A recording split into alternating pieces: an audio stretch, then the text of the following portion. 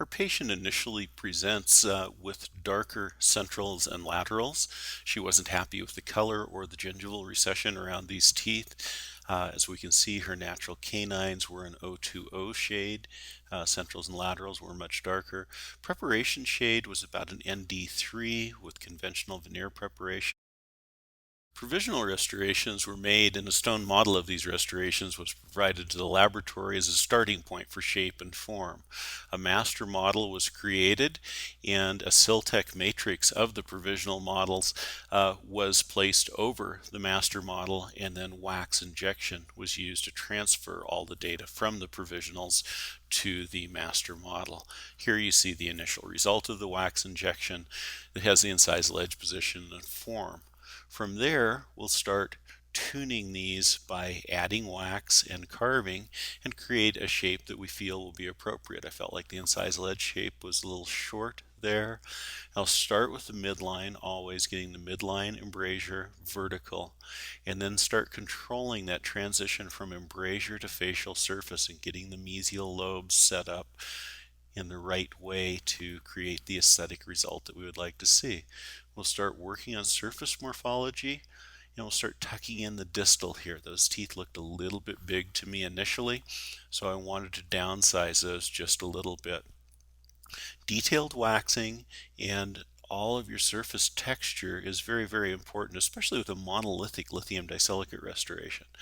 It's much easier to do this in wax than it is grinding on a relatively hard lithium disilicate material. Here I'm just refining lobe formation shapes, looking at the incisal silhouette and the midline embrasure. Again, narrowing the appearance of that distal lobe by creating a little bit more deflective surface, and then defining my fine surface anatomy. Creating the triangular depressions there. So here's a picture of the final wax up. From here, we'll go ahead and sprue and invest in a traditional manner for pressed ceramics. Once we have everything invested, we'll go ahead and burn it out in the burnout oven. We'll use a fast burnout technique. Once the burnout's completed, we'll go ahead and put the desired ingot, in this case an Opal 1 ingot, into the ring and put it in our Ivoclar pressing furnace. Once the pressing program is complete, we'll go ahead and devest the restorations, and we start grinding our sprues off. Here I'm using Brasseler's lithium disilicate and zirconia grinders. They cut very quickly. Now I'm using a Brasseler's 863 burr. And this is what I do most of my surface morphology with. Here I'm again working on that area between the teeth. Where that contact is positioned is most of what is important with our aesthetics. All the surface morphology that we're doing out here looks neat and we get excited about that. It's kind of fun, but really positioning that contact and controlling the light into that embrasure form is what really makes or breaks a case. Here I'm using another one of the medium grit Brasseler's lithium disilicate grinders to clean up the lingual area close to the margins. I don't worry about chipping with that. I can get right up against the margin. And again, I'm trying to tune the tooth to look individual and working with the relationship with the adjacent tooth. We'll start off our staining process by dampening the surface with a little bit of stain liquid.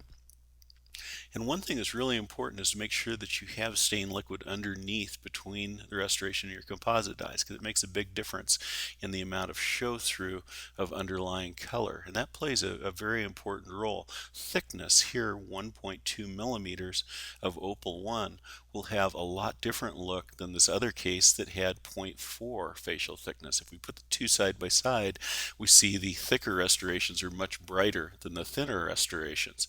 If we look at a shade tab, the thin restorations were BL4, the thicker restorations are more of a BL1 shade.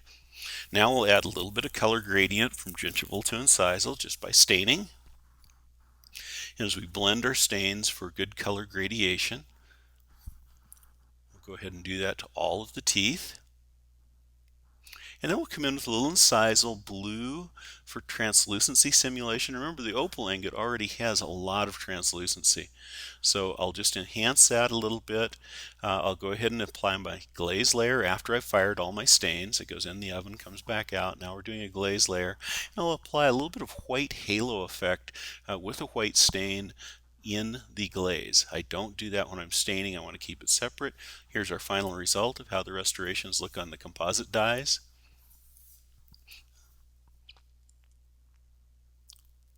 And again on our solid model, again note the embrasure form in between the teeth and how that transfers to the mouth. Here we've matched the optical qualities of the natural tooth enamel fairly well without doing any layering at all, simply by picking the correct ingot. Again, in this case, this was an Opal 1 in a fairly thick restoration.